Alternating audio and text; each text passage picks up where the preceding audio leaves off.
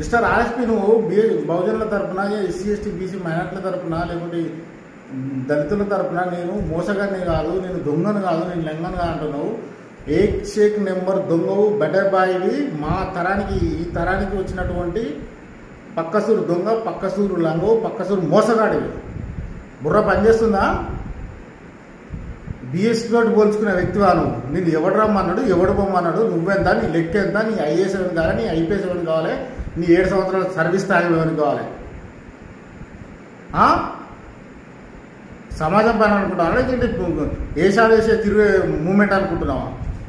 మహాపురుషుల ఆలోచనలు తీసుకొని కాల్చడం సమాజంలో అప్లై చేస్తే 100,000 మంది తయారయ్యారు ఐఏఎస్లు ఐపీఎస్లు. అనుకున్నప్పుడు రాజ్యం వచ్చింది. నీ బతుకు నీ సెలుపు డబ్బా బ్యాచ్కి ఏమన్నా 1000 మందితో కూర్చొని మహాపురుషులైన క్యాడర్గా పెట్టిన ముఖం ఉందా? నువ్వు ఇన్ని మాట్లాడుతున్నావు కదా. బీఎస్పీ రాకముందు ఏ ఒక్క రోజున 4,000 రూపాయలు 5,000 రూపాయలు బహుజన సమాజం కోసం రాసుకున్న రిసిప్ట్ ఉందా?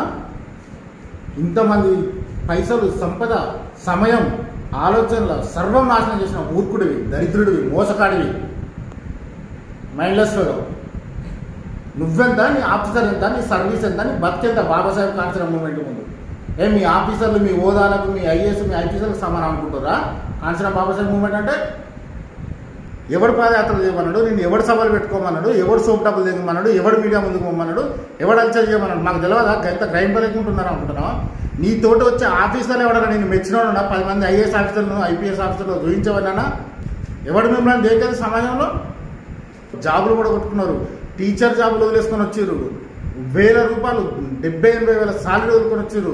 యూనివర్సిటీలో పిహెచ్డీలు పీజీలు తీసుకొని సర్వ త్యాగం చేసి వచ్చారు. ఓయూలు ఎస్సీలు అంతా. ఎట్లా నిలబడతావు? నిలబడి నాగరికంలో చూసుకుందాం.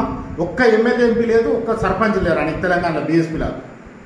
కనిపిస్తలేదా? నడిగడ్డ మీద డిప్యూటీ మేయర్ ఏకై కూర్చుంటాడని సైడ్ పెట్టినావు కదా ఇబ్రాహిం శేఖర్.